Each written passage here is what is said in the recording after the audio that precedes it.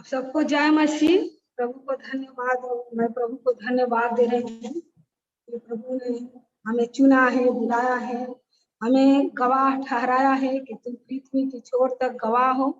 और मेरा नाम मूसा देवी है और मैं आवास विकास कॉलोनी बलिया की रहने वाली हूँ।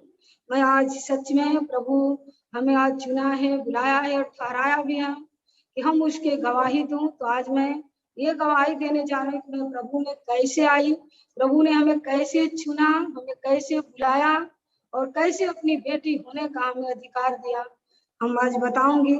सच में मैं जब बचपन में थी, मैं आप लोगों से बता रही हूँ, छोटे पर से शायद प्रभु का वायदा है ना वचन में कि जगत की उत्पत्ति से पहले मैंने तुम्हें चुना है। तो सच में प्रभु चुना है। माँ के गर्भ से ही चित्त लगाया था वो। बचपन से ही मैं जब से होश पाली, मुझे ये था, मैं यही क्वेश्चन करती थी अपने घरों में कि ये बताइए जो चीजें जो दिख रही है पृथ्वी पर किसने बनाया है, कौन बनाया है। कोई नहीं बताता था। माता पिताजी भी बोलते थे हमको नहीं पता है, वो देवताओं का ही नाम बताते थे। लेकिन मैं कहती थी नहीं, कोई तो है जब ये सब चीजों को बनाया है। क्योंकि इतने सुंदर जब मैं देखती थी सब चीजें, तो मुझे ये होता था कोई ने तो कोई बनाया है। ऐसे होते होते जब स्कूल में जाने लगी, स्कूल से टीचरों से भी यही क्वेश्चन करती थी। और फिर उसके बाद बड़ी हुई, फिर यही हमारा क्वेश्चन था, लेकिन उसका जवाब कहीं से नहीं मिला। फिर हमारे एक फूफा थे, वो राघोपुर मिशन में काम करते थे, तो वो हमारे घर आया जाया करते थे। तो वो हमको बचपन से कहते थे मम्मी से कि भाभी आप इस बच्चिया को दे दीजिए, मिशन में पढ़ेगी और प्रभु का काम करेगी। लेकिन मम्मी कहती थी कि नहीं, ये अभी से काम नहीं करेगी, ईसाइयों के पास नहीं जाएगी, अभी बड़ी होगी, इसका शादी करना है। आपको पता है कितना हम इसको किस तरह से हम लोगों ने, एक भी बेटी, मतलब हमारे खानदान बहुत बड़ा है, उसमें एक भी बेटियां नहीं थी, भाई लोग थे बहुत। दादा दादी को मन्नत पर मैं एक लड़की हुई थी और बहुत लाड प्यार से हमको लोग पाले हैं जैसे भी हैं, और बहुत अच्छे से। और उन लोग का बहुत हमारे ऊपर घमंड था। लेकिन प्रभु ने हमें चुना है, इस बात का कोई जवाब नहीं देता था। जब बड़ी हुई, शादी हुई, फिर मैं ससुराल गई सब। फिर उसके बाद में क्या है कि फिर यही खोज था, लेकिन कोई नहीं बताता था। उसके बाद मेरे 2 बच्चे भी हुए, दोनों बड़े वाले बेटे घुटन और लकी हुए। उसके बाद मेरी तबीयत खराब होने लगी। मतलब शादी के पहले कोई बीमारी नहीं था, शादी के बाद मेरे पास अनेकों बीमारियां होने लगी। उस बीमारियों में तमाम बीमारियां होती थी, कोई एक बीमारी एक रोज नहीं होता था, बहुत बीमारियां। उस बीमारी के हालात में मैं ससुराल से मायके में थी, मायके में कई वर्ष रही और उस वर्ष में भी मैं बीमारी से ही ग्रसित थी।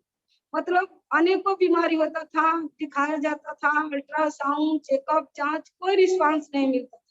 और लोगों के पास जाने पर, क्योंकि हम लोग पूजा नहीं करते थे, हम लोग गांव के लोग चाहे सभी लोग अम्बेडकर जी को मानने वाले थे, रविदास जी को, कोई पूजा पाठ नहीं, कोई तंत्र मंत्र को नहीं। लेकिन जब मेरी कंडीशन खराब होने लगी तो सभी लोगों को ये लगा कि कुछ तो करना पड़ेगा, कुछ देवी देवताओं झाड़ फूक ये सब चीजें कराते थे, लेकिन कुछ रिस्पांस नहीं। अनेकों बीमारी होता था, यहाँ तक कि मेरी स्थिति बहुत खराब हुई, इतना खराब कि मरने के कगार पर थी। उस समय मेरा पति क्या है, दिल्ली रहते थे, नौकरी करते थे वहां। मेरा भाई को ये सुझाव, सभी लोगों ने राय दिया कि अब इसका ऐसी स्थिति है तो इसको यहाँ रखना अच्छा नहीं है, क्योंकि इतना इलाज करा रहे हैं, कुछ रिस्पांस नहीं मिल रहा है, तो इसको अब उसके यहाँ भेज दो, पति के पास जाएगी, वहां चाहे मर जाए तो मर जाए, उसके परिवार है ना, वो समझेगा, हम लोग बदनाम होंगे कुछ होगा तो। हमारा बड़ा भाई और भाई ने, 2 लोगों ने ले जाकर पति के पास छोड़ा। वहां छोड़ने के बाद स्थिति हुआ कि वहां भी यही स्थिति हुआ, कोई रिस्पांस नहीं। वो भी इलाज कराते थे, अपना नौकरी छोड़ छोड़ के, सिविल इंजीनियर थे और बहुत परेशान हुए। फिर वो भी सब जादू टोना के पास जाने लगे कि कुछ तो रिस्पांस मिले इसको, कुछ भी मतलब कहीं से सही हो जाए, लेकिन वहां से भी कुछ नहीं हुआ। मैं शॉर्टकट में आप लोगों को बता रही हूँ।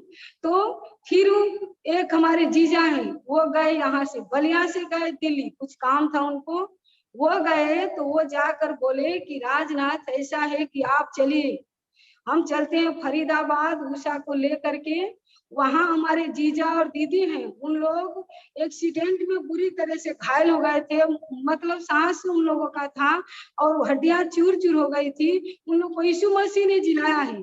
हो सके यदि आप ले चले तो वहां उषा को रिस्पांस मिल सकता है। तो वो जीजा के साथ हम लोग गए। फिर हम लोग निर्णय ले गए फिर ईसाइयों के पास जाएंगे, तो पति बोले कि चलो चला जाए। तो मैं सोची अरे मेरा बड़ा भाई बहुत, हम लोग उसे डरते थे बड़ा भाई से, वो कहेगा, वो ईसाइयों को देख के चिढ़ाता है, बोलता है कि ईसाई लोग ऐसे हैं वैसे हैं, तो हम कैसे जाएंगे, फिर वो जान जाएगा तो और खतरा होगा। तो मेरा पति बोले कि तुमको भाई के पास रहना है, मेरे पास रहना है। तो इसके आगे मेरा जवाब नहीं आया, रहना तो पति के साथ ही है, वही परवस्ती करेगा। फिर हम लोग चलो चलते हैं, जीजा के साथ हम लोगों ने निकले। फिर यही गुड फ्राइडे का दिन है जो 40 दिन का उपवास चलता है, वही गए, वहां गए तो वहां जीजा मिले। 22 सेक्टर फरीदाबाद हम लोग गए। जो सिस्टर थी उनके एक बेटे थे, उनका पति थे, वही लोग आराधना कराते थे।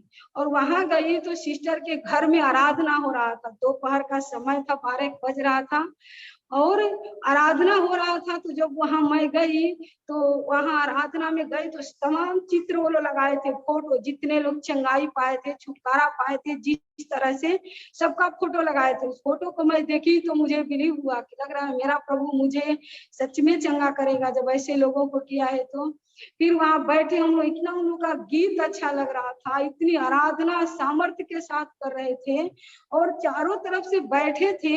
बीच में एक शीशा से पैक किया हुआ जगह था। तो मैं जीजा से पूछ रही थी, जीजा ये क्या है? तो उनके जीजा बोले कि आप लोग चुपचाप रहिए, बाद में देखिएगा प्रभु का काम क्या है, बहुत यहाँ चमत्कार होता है।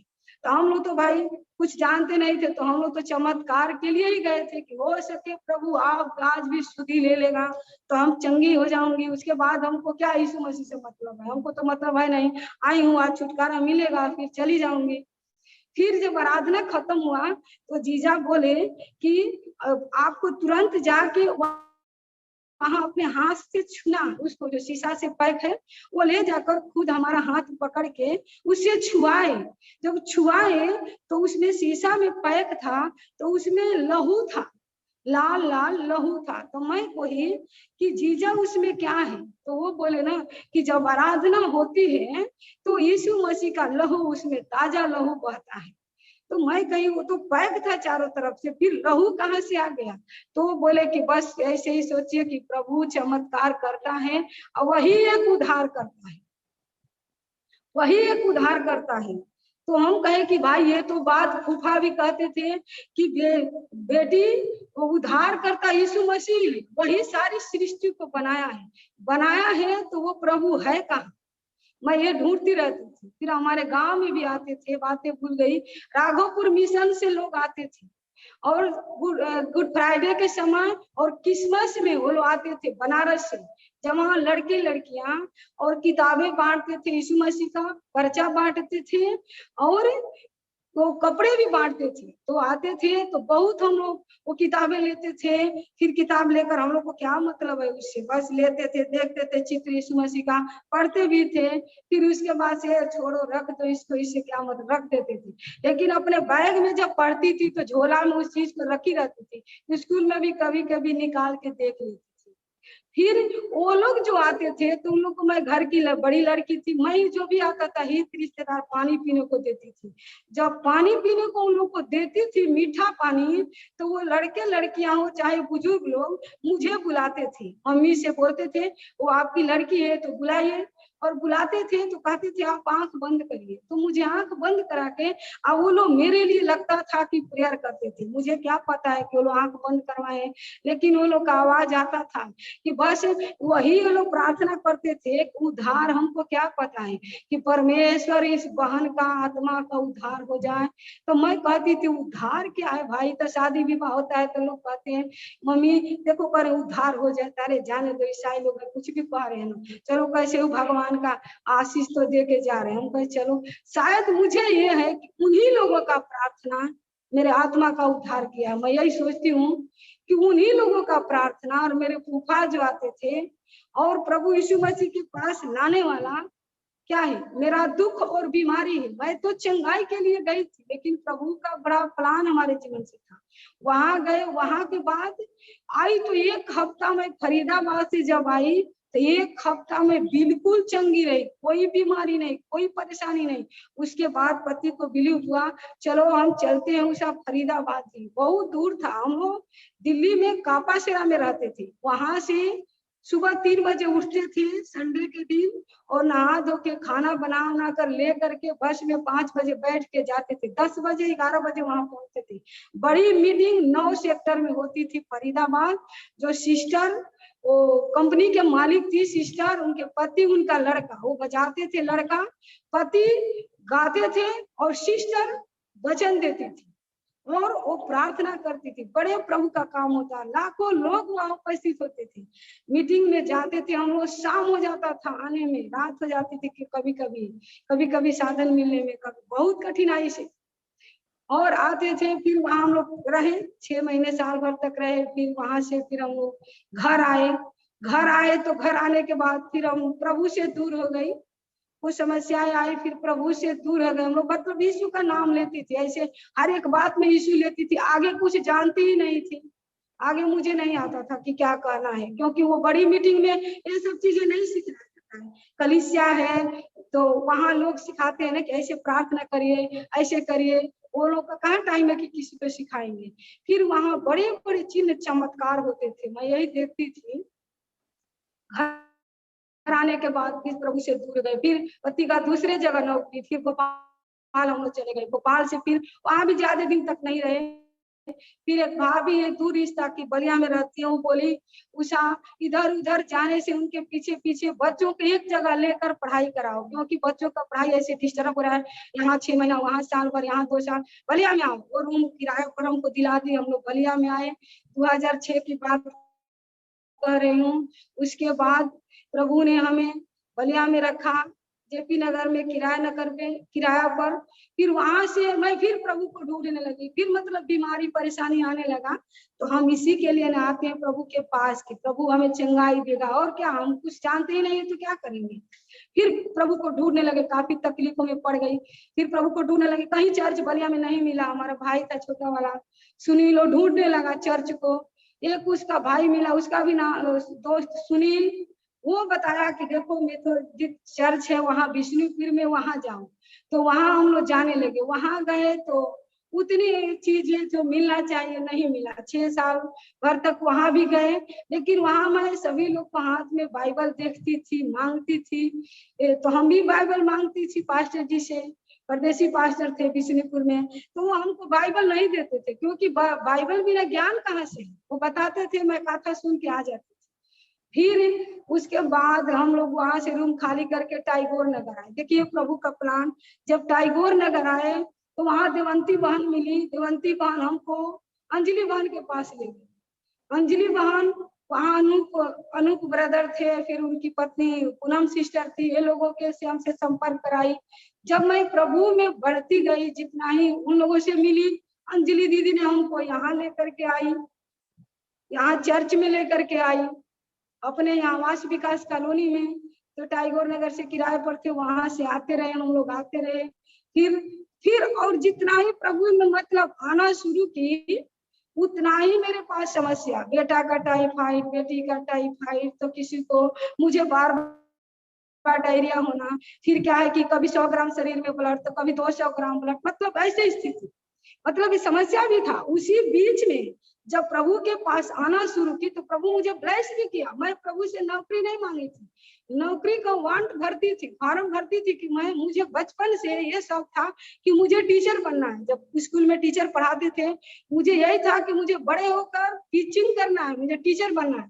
लेकिन मेरी कल्पनाओं को प्रभु ने पूरा किया। प्रभु में आती गई, मैं मांगती नहीं प्रभु से, कुछ नहीं, ढंग आता नहीं था प्रार्थना करनी, लेकिन प्रभु मुझे नौकरी से ब्लेस किया। उसके बाद इस कलीसिया से प्रभु हमें मिलाया, अंजलि दीदी ने लाया। फिर जब आई तो हमें बाइबल वो पास्टर नहीं दे रहे थे 1 साल से, लेकिन जब यहाँ आई तो प्रभु के दास ने, आत्मिक पिता ने हमें पहले ही दिन बाइबल दी, वो भी बाइबल बिना पैसे का दे दिए। मैं इतना खुश हुई कि अरे मैं पैसा भी नहीं दी, हमको बाइबल मिल गया। मैं 1 साल से बाइबल मांग रही थी, पास्टर जी बाइबल नहीं दे रहे थे। ये तो प्रभु के दास कितने अच्छे हैं, ऐसे मैं तारीफ कर रही थी मन में, और तो बाइबल मिल गया। मैं बहुत खुश थी। प्रभु के दास ने बोले कि बहन उत्पत्ति से पढ़ना। जब मैं गई घर और उत्पत्ति निकाल के पढ़ने लगी तो मैं कही कि अरे मैं तो बचपन से यीशु प्रभु की खोज करती थी कि जो प्रभु सब कुछ बनाया है, आज वो प्रभु मिल गया जिस प्रभु की मैं खोज कर रही थी। प्रभु ने कहा है मांगो तो तुम्हें मिलेगा, ढूंढो तो तुम पाओगे, खटखटाओ तो तुम्हारे लिए खोला जाएगा। पता नहीं प्रभु मुझे जगत उत्पत्ति से माँ के गर्भ से ही चुना था दुनिया के समान, और मैं बहुत आनंदित हुई और मेरा आंसू आने लगा कि अरे इसी प्रभु की मैं बचपन से खोज कर रही थी कि कोई तो प्रभु है जो सारी सृष्टि को बनाए। इतने सुंदर एप्पल, ये बनाना सब देखती थी, पूछती थी सबसे। कोई मैं बचपन से, अभी परिस्थिति से कुछ थोड़ा वो हूँ, नहीं तो मैं बचपन से बहुत क्वेश्चन आंसर करने वाली थी। स्कूल में भी टीचरों से क्वेश्चन आंसर, जवाब सवाल बहुत करती थी।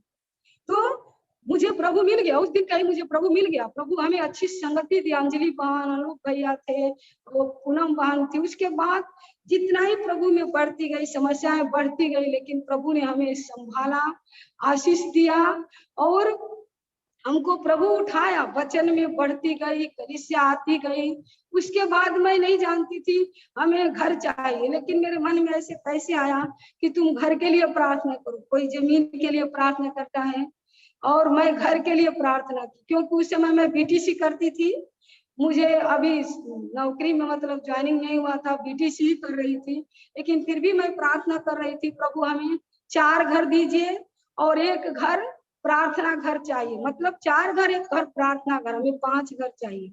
और मुझे भी नहीं पता है, मुझे पता भी न था कि मेरी कल्पना ने मुझे अपने राजकुमार के रथ पे चढ़ा दिया।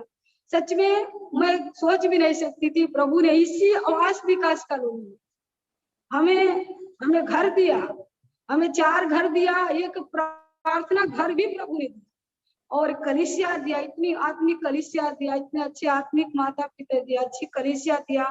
उसके बाद हमने प्रभु को पकड़ लिया, जैसे मरियम ने चुन ली ना। यीशु मसीह ने कहा कि मरियम जो चुन ली है उस उत्तम भाग को कोई छीन नहीं सकता है। उसके बाद तो समस्याओं का तांता लग गया मेरे जीवन में, मैं बता नहीं सकती हूँ। मेरी समस्याएं मतलब बहुत समस्या, लेकिन तो भी प्रभु हमें उस समय भी विश्वास योग्य हमारे साथ प्रभु रहा, हमें संभाला। हमें महासंकट से, महादुखों से, महाकष्टों से, महाश्राप से, महामारी बीमारियों से, हर क्लेश से, मतलब हर क्लेश से प्रभु हमें महाशत्रुओं से छुड़ाया है। हमें आज यहाँ ला के खड़ा किया है। हमें 2010 में प्रभु हमें नौकरी दिया, हमें ज्वाइनिंग हुई और प्रभु हमें ब्लेस किया। उसके बाद बच्चे पति सभी प्रभु में आए और समस्याएं तो कम नहीं हुई, क्योंकि जब हम समर्पण के साथ प्रभु के पीछे चलते हैं तो प्रभु हमें क्या करता है, बहुत ही हमको समस्याएं आती है, लेकिन प्रभु संभाला। बच्चे हम सभी प्रभु में हैं और उसके बाद हमें प्रभु उठाया। प्रभु को मैं धन्यवाद दे रही हूँ। फिर उसके बाद हम लोगों ने क्या है कि 2008 की मैं बात बता रही हूँ। प्रभु हमें आशीष दिया और बच्चों को भी ब्लेस किया। उसके बाद हमारे जीवन में बहुत सारे आशीषों को प्रभु ने दिया और प्रार्थना मैं कर रही थी बच्चों के लिए कि बच्चों को प्रभु आशीष दे। उन लोग के जीवन के लिए बहुत बोझ था। प्रभु ने वचन से बात किया कि जैसे आकाश से बारिश होता है भूमि पर, वैसे ही प्रभु उस वचन को पूरा करेगा। फिर उसके बाद प्रभु हमें संभाला और प्रभु हमारे जीवन में बड़े बड़े काम किया हमारे रिश्तेदारों में, घर परिवार, मतलब मैं के ससुराल जहाँ गई, भाई माँ बाप सभी ने उद्धार पाया, ससुराल के लोगों ने उद्धार पाया। ससुराल में कुछ भी नहीं था, जीरो थे वो लोग। हमारे ही द्वारा उन लोगों ने विश्वास किया और हमारे ही द्वारा आशीषित हुए। ससुराल में एक हमारा तहसील का लड़का दरोगा है, एक इंजीनियर है। मायके में भी प्रभु ने आशीष दिया और भाइयों को ब्लेस किया, नौकरी दिया भाइयों को भी। और जो जो मेरे साथ जुड़े हैं उन सबको प्रभु, मतलब जहाँ यूसुफ के समान जाती हूँ वहां वहां प्रभु हमें फलने वाली डालियां बना के खड़ा किया है और हमें हमें उठाया है। और जो लोग जुड़ते हैं हमसे उन लोग को उठाता है। मैं ये बता रही हूँ कि क्या है कि रिश्तेदारों को भी, मामा की बेटी आई थी मेरे घर में अभी 2019 में, जो लॉकडाउन था उस समस्या में भी उसको प्रभु यूट्रेस में गांठ था, उसे चंगाई दिया, उसको बेटी से ब्लेस किया। हमारे एक जीजा है नगरा में, वो तो बहुत पीड़ित थे 2018 में, लेकिन परमेश्वर ने उनको मरने पर थे, कोई हॉस्पिटल में एडमिट नहीं हो रहे थे और हमने 1 बजे रात तक प्रार्थना किया, रो रो के हम और बच्चे। हम देख रहे हैं स्वप्न में कि प्रभु उनके पूरे बॉडी को सर्जरी कर रहा है और आईसीयू में थे, कोई ठीक नहीं था। और आत्मिक माता पिता से भी प्रार्थना कराए, कलीसिया के लोगों से। सुबह उन लोगों ने वहां से डिस्चार्ज हुए। प्रभु इतना काम किया, वो लोग प्रभु को नहीं मानते और उनको प्रभु जिलाया। वैसे मेरी भांजी है लखनऊ में, उसका भी पति मृत्यु से जूझ रहा था 2 साल से, पूरे शरीर में गांठ है, पूरे बॉडी में क्या है, उसको मतलब जीने की उम्मीद नहीं थी। एक दिन लग रहा था वो डेथ हो गया हो, लेकिन उस रात को जब भांजी फोन की, हम लोगों ने पूरी रात प्रार्थना की। प्रार्थना के बाद उसका होश आया और अभी वो बिल्कुल प्रभु ने उसको जिलाया। वो लोग प्रभु में है, प्रभु के भय में चलते हैं। और टाइम मेरे पास नहीं है कि मैं और गवाही दूं, और मैं रिक्वेस्ट करती हूँ और आत्मिक पिता से कि अगले फ्राइडे मुझे वो समय देंगे तो मैं सारी गवाहियों को जो प्रभु ने मेरे जीवन में किया है वो सब गवाहियों को मैं प्रभु के सामने। 2018 में मेरे पास इतनी समस्या थी कि मैं टूट गई थी और मेरे पास कोई उम्मीद नहीं था। उस समय मैं रात में प्रार्थना कर रही थी। मेरा आदत है जब समस्या आता है मैं रात रात भर मैं क्या करती हूँ, प्रार्थना करती हूँ। प्रभु ने मुझे आवाज दिया, मैं तुझे अनाथ न छोड़ूंगा। 3 बार आवाज दिया, मैं तुझे अनाथ न छोड़ूंगा, मैं तुझे अनाथ न छोड़ूंगा। प्रभु मुझे आज तक पिता और पति बन के अब तक संभाला है, हमें अब तक चलाया है और मुझे उम्मीद है कि प्रभु चलाएगा और आगे भी हमें अब तक बचाया है और आगे भी बचाएगा और बचाता रहेगा।